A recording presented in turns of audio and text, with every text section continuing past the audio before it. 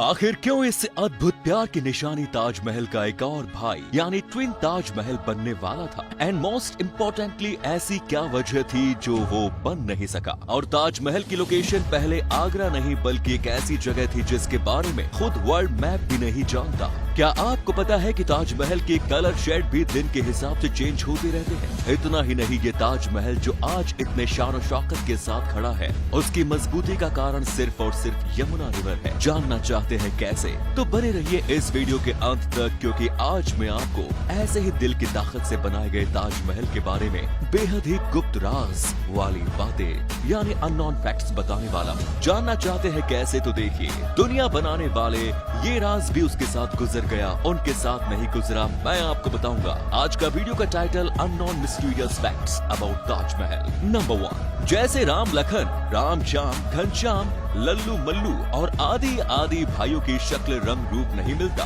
वैसे ही व्हाइट ताजमहल का एक भाई यानी कि एक ब्लैक ताजमहल बनने वाला था, वो भी खुद शाहजहां के लिए, जिसका नॉर्मली ताजमहल से लेना देना था। भाई बात है 1665 की, जब एक फ्रेंच ट्रैवलर चीन बैप्टिस्टी ताजमहल की सुंदरता देखने आया और इसकी भव्यता को देखकर उनको शौक लग गया। फिर यमुना के पार उसकी नजर पड़ी तो उसने लिखा, शाहजहां ने खुद की कवर खुदवाना शुरू कर दिया है, वो भी नदिया के उस पार। यानी कि शाहजहां एक ट्विन ब्लैक ताजमहल बनवा रहे हैं खुद के लेटने के इंतजाम के लिए, बिना किसी दो राहे के। लेकिन उनके खुद ही के बेटे ने उनसे कहा, ओए पापा जी, ये सब शौक वोक ना, ये अपने ख्वाबों में बुनना, और इन्हें काली कोठरी में डाल दिया। शाहजहां का ये ब्लैक ताजमहल का सपना अधूरा रह गया और उनकी कब्र उन्होंने नहीं बल्कि उनके बेटे ने ही खोद डाली। वाह क्या परंपरा है। नंबर 2, अगर मैं कहूँ कि इस आश्चर्यचकित इमारत का अस्तित्व ही मिट जाता, यानी सब कुछ नेस्तनाबूद हो जाता अगर यमुना रिवर इसकी रखवाली न होती, तो फिर आप कहोगे वो कैसे? वो ऐसे क्योंकि ताजमहल जब बनाया जा रहा था तो वो बनाया जा रहा था टिम्बर से, यानी उसकी फाउंडेशन का सोर्स टिम्बर था और आगे भी रहेगा। और आपको बता दूं कि टिम्बर बेहद मशहूर है अपनी बदनामी की वजह से, क्योंकि ये ज्यादा टिकाऊ 25 कॉपी चाइना के चोर सामान से भी कम चलता है। लेकिन यहाँ एक ट्विस्ट है जो कि काफी रोमांच भर देगा आपकी रगों में और आज की जहरीली यमुना रिवर में आपको डुबकी लगाने में मजबूर कर देगा, क्योंकि सिर्फ और सिर्फ ताजमहल के यमुना रिवर बैंक पर होने की वजह से उसके फाउंडेशन को, जो कि टिम्बर से बना हुआ है, जी हाँ, उसे ही मॉइस्चराइज रखता है, जिससे कि इतने सेंचुरी के बाद भी ताजमहल के फाउंडेशन को टिके रहने के लिए हिम्मत और हौसला मिलता है। सीधे शब्दों में कहें, इतने सेकंडों वाले में टिम्बर कमजोर पड़ जाती है, लेकिन रिवर बैंक होने की वजह से वो मॉइस्चर रहती है। नंबर 3, दोस्तों क्या आपको पता है कि गुंडागर्दी के अलावा पूरे यूपी को मशहूर करने वाली चीज आगरा का ताजमहल पहले आगरा में नहीं बल्कि बुरहानपुर में बनाया जाने वाला था। दोस्तों इस मजनू की 13वीं सौतेली औलाद यानी कि शाहजहां ने पहले ताजमहल बुरहानपुर में बनाने का फैसला लिया था, लेकिन due to some non economical, social, financial, societal but no resources pressure of ability, यानी कि बुरहानपुर में व्हाइट मार्बल सप्लाई नहीं हो पा रहा था और इसीलिए यहाँ पर ताजमहल बनाने की आइडिया को ड्रॉप कर दिया गया और इस आइडिया को उठाकर आगरा में यमुना के तट पर ड्रॉप करवा दिया गया, जहाँ पर ताजमहल सदियों से अपनी जगह इस जालिम दुनिया में बनाए हुए हैं। लेकिन क्या आपको पता है कि ताजमहल में किसको दफनाने वाले थे,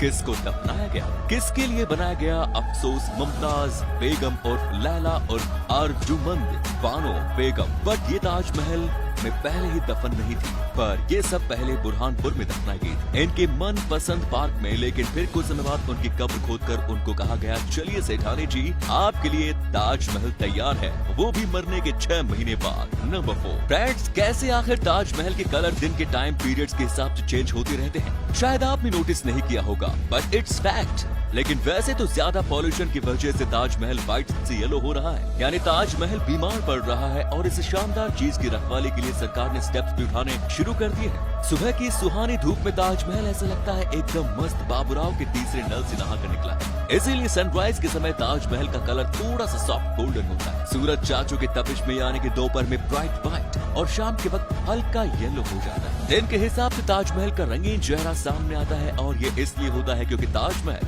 व्हाइट मार्बल से बना है और ये स्काई के रिफ्लेक्शन की वजह से कलर चेंज करता रहता है। और चांदनी रात हो तो ताजमहल चांद में चार चांद लगा देता है, क्योंकि इतना सुंदर सुंदर नजारा बन जाता है कि उसका क्या ही कहना। नेक्स्ट टाइम आप ताजमहल विजिट करो तो ये बड़ा ही सिंपल बट होश उड़ा देने वाली चीज जरूर नोटिस करना। नंबर 5 फ्रेंड्स, इस राज की बात के बारे में आपको पता है जो ताजमहल को बनाने वाले ने रची। उन्होंने एक ऐसा ही जादुई इल्यूजन क्रिएट किया कि सबके होश आज भी और यकीन है आने वाले अगले यानी कुछ 1 लाख साल तक उड़ाते रहेंगे। आप ताजमहल के गेट से एंट्री करो और बस वहीं खड़े रहो तो आपको ताजमहल नजदीक और बड़ा दिखेगा। लेकिन जैसे जैसे आप अपने कदमों का सही इस्तेमाल करना शुरू करेंगे ताजमहल की तरफ तो आपको ताजमहल दूर जाता हुआ नजर आएगा। ये इतना लाजवाब इल्यूजन है कि इसे देखना तो छोड़ो, सिर्फ सुनकर ही मन बहक जाता है। इनफैक्ट आप ये सुनकर शॉक हो जाओगे कि एक ग्रैमी अवार्ड म्यूजिशियन ने तो सिर्फ अपने लक के वास्ते इनका स्टेज नेम ताजमहल ही रख दिया। और अब देखो वो क्या धूम मचा रहा है। इंद्र के दरबार में सितार से उर्वशी को नचा रहे हैं। नंबर 6 सीक्रेट पैसेजेस इन ताजमहल। क्या आपको पता है कि ताजमहल में ऐसे सीक्रेट पैसेजेस हैं जिनके अंदर अभी नहीं बल्कि शाहजहां के टाइम से किसी को भी जाने की इजाजत नहीं थी। ताजमहल मिस्टीरियसनेस और लव से भरा हुआ है, जिसका एक छोटा सा एग्जाम्पल है इसके अंदर का छोटा सा सुराख। इस छोटे से छेद से पानी टपकता रहता है और लेजेंड्स ऐसा कहते हैं कि शाहजहां ने ये छेद बनवाया था जिसमें हमेशा पानी गिरता रहे,